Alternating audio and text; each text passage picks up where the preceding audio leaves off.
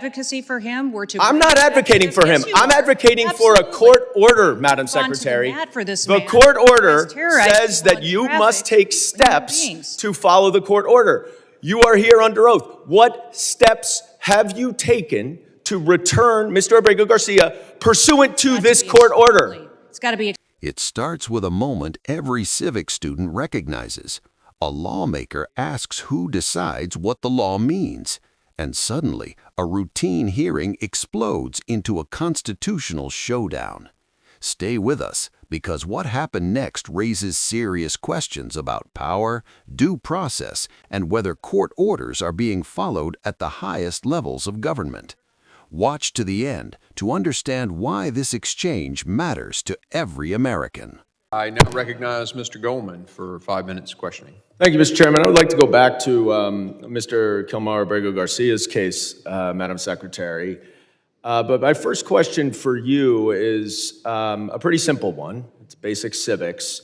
Which branch of government does the Constitution give the authority to interpret what the law is, the judiciary or the executive branch? Sir, going forward, the interpretation of the law, you make the laws in this body. The judicial branch makes sure that they have integrity and they're applied properly to individuals. So okay, so I'm just going to take that as the judiciary branch. Now, let's focus for a second on what the judiciary branch has said about this case. We know the Supreme Court has said 9-0 that notwithstanding your statements under oath here today, that Mr. Kilmar Abrego Garcia was afforded due process. He was, in fact, not afforded due process, because then if he were, you would have seen the withholding order that did not permit him to be deported to El Salvador. Now, you allege, and I guess the Attorney General alleges, that he's a member of MS-13. That may very well be the case. And if he is, now that that is a foreign terrorist organization, certainly the immigration laws would allow him, and in fact require him, to be deported. I certainly would support that. But the problem that we have here is what you allege, what Ms. Green alleges, what the Attorney General alleges, is not the judiciary. You don't get to decide whether or not he is an MS-13 member. And you don't have to take my word for it, because Judge Wilkinson, a Fourth Circuit judge, very conservative, addressed this argument. He said, the government asserts that Abrego Garcia is a terrorist and a member of MS-13. Perhaps, but perhaps not. Regardless, he is still entitled to due process. If the government is confident in its position, it should be assured that position will prevail in proceedings to terminate the withholding of removal order. Will you commit right now to give Mr. Abrego Garcia that process where you can prove your allegation that he is a member of MS-13? Congressman, that judge that you just quoted did not say he was not a member of MS-13. Who did say that he was a member of MS-13 was law enforcement officers that encountered this individual. Yeah, he knows that. This is a Fourth Circuit judge. He knows all of what the evidence is, and he's saying if that evidence... So you're not going to commit to follow this order? You won't commit to follow this court order? By the way, he identified Madam Secretary, himself. I reclaim my time. Stop filibustering. Stop filibustering. By gang members of MS-13. Will you give Mr. Abrego Garcia the due process that the Supreme Court and Judge Wilkinson has required you to give him? Abrego Garcia is an El Salvador resident who is in his home country. If he were to come back to this country, he would be immediately removed again. How do you know? He has received and been treated appropriately, so sir, and he is not. How can you say he's been treated appropriately if the Supreme Court has ruled 9-0?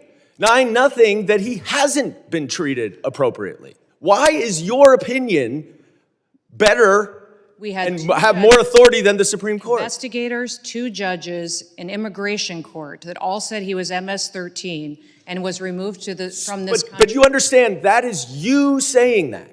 That is you saying that. That is them saying that. This No, is no, no, no. investigators and law That is enforcement you officers making that in the case they built determination. against him. If you don't The trust our law court enforcement has officers considered all that. and The judge has investigators, considered all that, then Madam who do you Secretary. trust if you And don't if you would be trust judges? quiet, because I'm reclaiming my time, you are not following this court order. But let's focus on the court order, because this opinion also says that to facilitate, which the Supreme Court is requiring, is an active verb. It requires that steps be taken.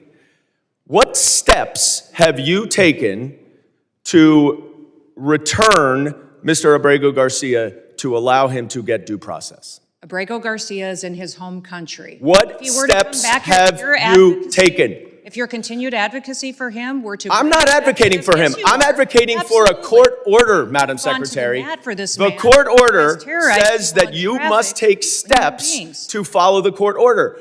You are here under oath. What steps have you taken to return Mr. Abrego Garcia pursuant to this court order? It's got to be extremely discouraging to be one of your constituents. To see you fight for a terrorist like this and not fight for them is extremely alarming to me. I'm fighting for sure it due is my process. constituents as And well. that's under the Constitution. Gentleman's and you time should has fight too for expired. due process. The gentleman's time has expired. I now recognize... In this clash, Congressman Dan Goldman pressed Homeland Security Secretary Kristi Noem on Kilmar Abrego Garcia, a man deported despite a court order blocking his removal.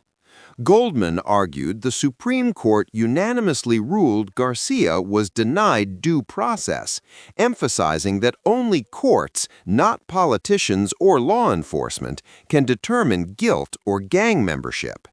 Noem pushed back, insisting agencies acted appropriately. Even as Goldman cited judges who said allegations must be tested in court, the deeper lesson here is not about one man, but about whether the executive branch must actively comply with judicial rulings. If this matters to you, follow for more breakdowns that explain what power really looks like in Washington.